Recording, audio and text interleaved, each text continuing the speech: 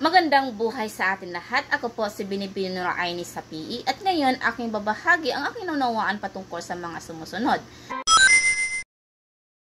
Ang tula, ito po ay isang anyo ng panitikan na nagpapahayag ng damdamin sa loobin at kaisipan sa pamamagitan ng masining na wika. Ito po ay bumubuo ng mga sukat, taludtod, saknong at tugmaan. At madalas gumagamit ng ritmo o sukat upang magbigay ng musika at damdamin sa pagpapahayag nito. Ang struktura ng tula. Ito po ay tumutukoy sa pagkakaayos ng tula tulad ng sukat, saknong, tugma, taludtod at tema. Tayutay at idioma. Ang tayutay, ito po ay mga masining na paraan ng pagpapahayag ng naglalayong magbigay buhay, kulay at damdamin sa sinasabi. Halimbawa ng tayutay, ito po ay pagtutulad, pagwawangis, paghahambing at pagmamalabis.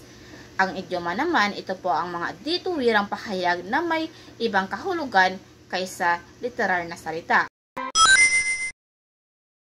Ito po ay ang agham at sining ng pagsusuri sa tula, kabilang na ang mga prinsipyo, teknik at elemento. Tinutukoy nito ang masining na aspeto ng panulaan at kung paano nito naipapahayag ang damdamin at idea. Salaysay ng nobela. Ang nobela ay isang mahabang salaysay na naglalahad ng mga kawili-wiling pangyayari, tauhan at tagpo. Ang elemento ng nobela na kapaloob. Una-una ay ang tauhan, mga karakter na gumaganap sa kwento. Ang pangalawa naman ay ang tagpuan, lugar, panahon kung saan naganap ang kwento. At ang pangatlo ay ang panghay. Ito ay maayos na daloy ng mga pangyayari. Ang pang-apat naman ay ang tema. Ito ang pangkalahatang paksa ng nobela. At ang panglima, ang tungkalian.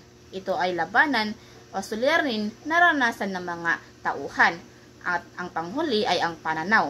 Ito po ay prospektiba kung paano sinasalaysay ang nobela tulad ng una, ikalawa o ikatlong